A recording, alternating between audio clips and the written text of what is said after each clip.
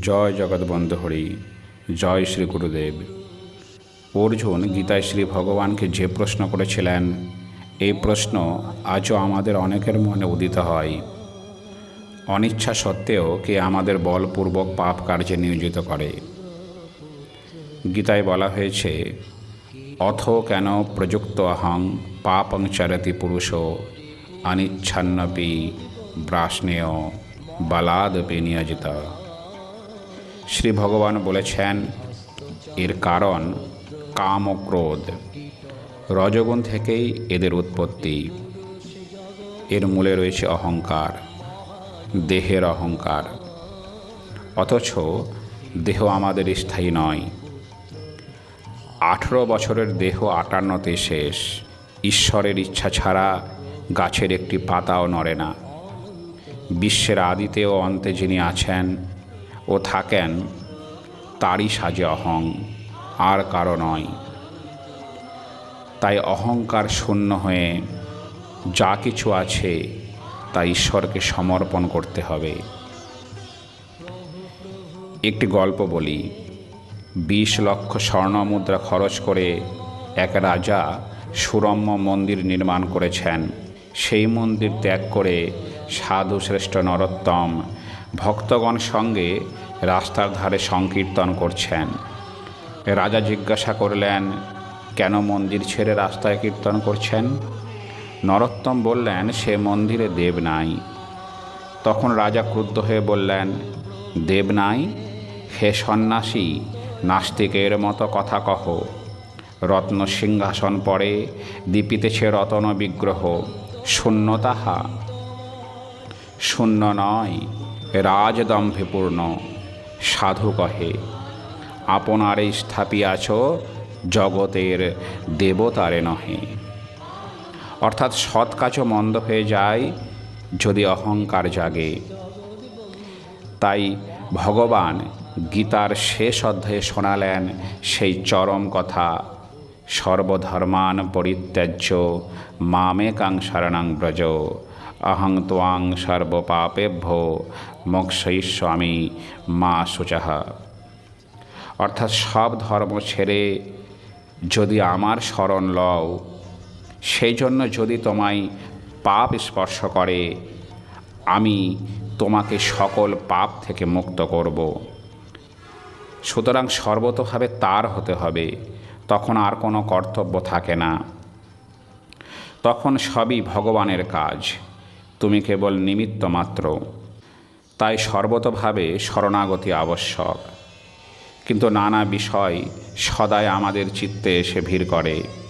তাই তো ভগবান এসে ফিরে চলে যান, বসতে পারেন না স্থান খালি না থাকায়। ভক্তের হৃদয়ে কৃষ্ণের সতত বিশ্রাম। মন বিষয় শূন্য হলেই তিনি এসে উপস্থিত হন।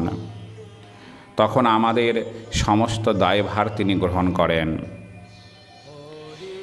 যোগক্ষেমম বহাম্যহম।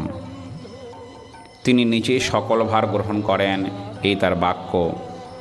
ভক্ত অর্জুন মিশ্র তার জীবন্ত প্রমাণ। মিশ্র ছিলেন পরম পণ্ডিত, ভক্ত ও দরিদ্র। সে যুগে ছাপা পুস্তক ছিল না।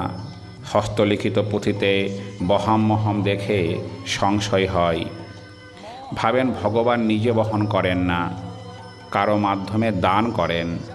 তাই বহাম্যহম কেটে সেখানে লিখলেন দদাম্যহম।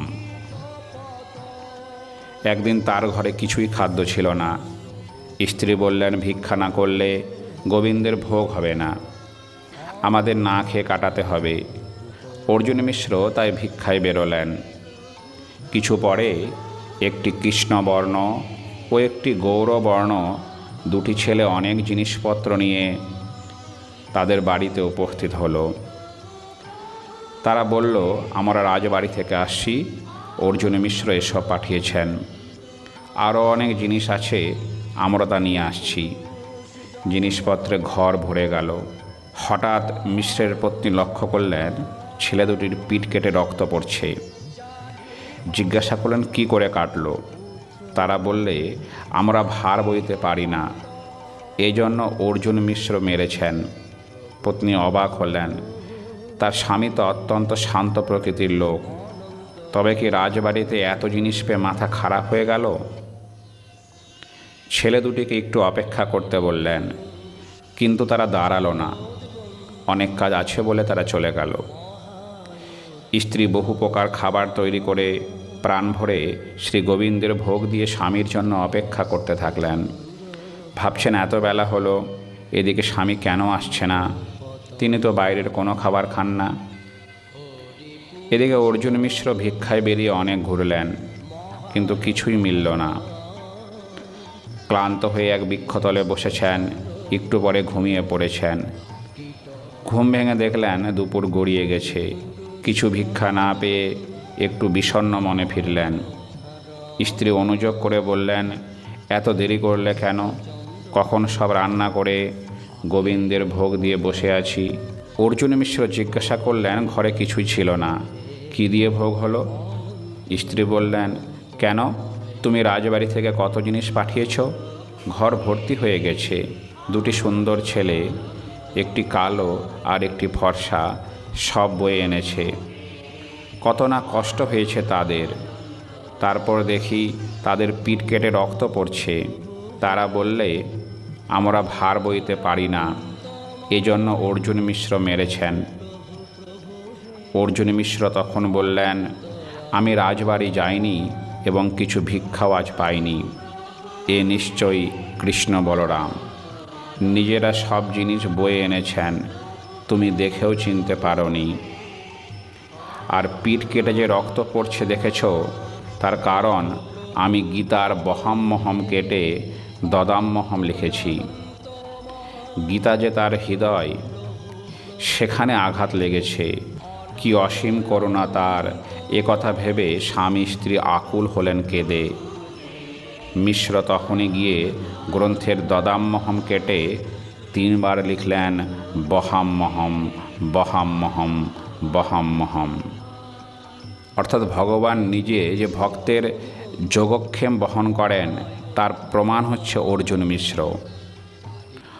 অনন্য চিত্ত ভক্তের জন্য তিনি সবই করেন, এমনকি তার দাসত্বও তিনি গ্রহণ করেন। ভক্তের কিঙ্কর হয় আপন ইচ্ছায়। এবার আসি প্রভু জগৎবন্ধুর কথায়। প্রভু জগৎবন্ধু চলেছেন, সঙ্গে ভক্ত গোপাল মিত্র। রাত্রিকাল পায়ের শব্দ শুনে এক বাড়ির মধ্য হতে একজন জিজ্ঞাসা করলেন, কে যায়? মিত্র মহাশয় বললেন, আমি গোপাল মিত্র। বাড়ির লোকটি পুনরায় জিজ্ঞাসা করলেন, সঙ্গে কে? প্রভু অত্যন্ত সঙ্গোপনে চলাফেরা করতেন, কাউকে জানাতে চাইতেন না যে তিনি কখন কোথায় যান। তাই গোপাল মিত্র বললেন, সঙ্গে মুটে। পরে প্রভু গোপালকে বললেন, গোপাল, তুমি ঠিকই বলেছ, আমি ভবের মুটে। জীবের পাপ তাপ সব বোঝা বইতে আসি।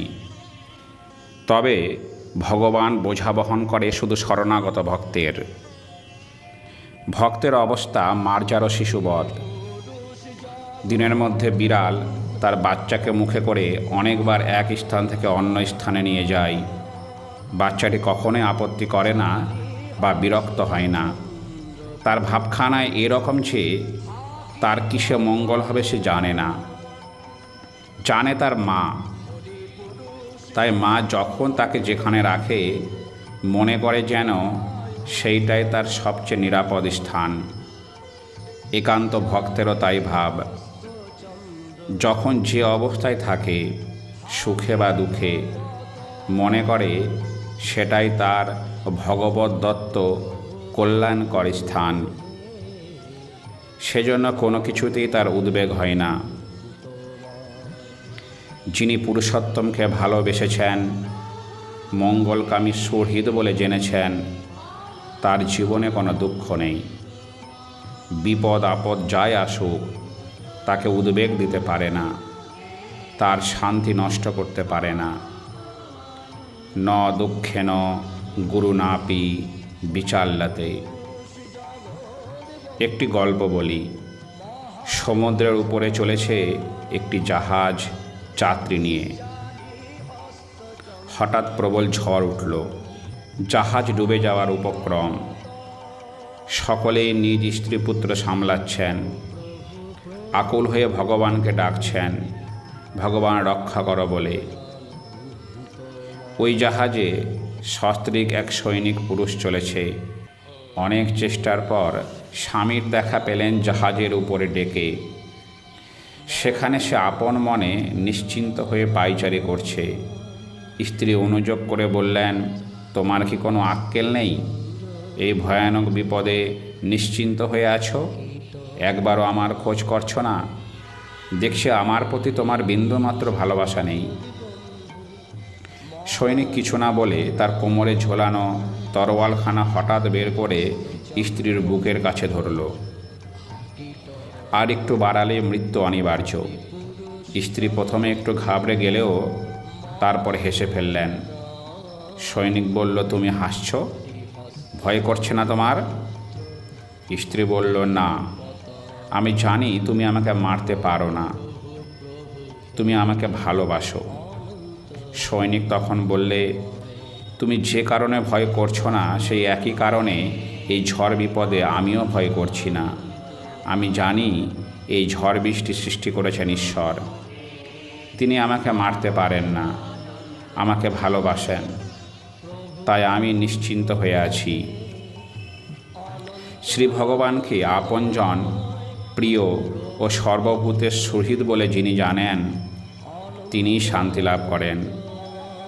গীতায় ইহাই ভগবানের বাণী, সুহৃদং সর্বভূতানাং জ্ঞাত্বা মাং শান্তমৃচ্ছতি। জয় জগদ্বন্ধু হরি।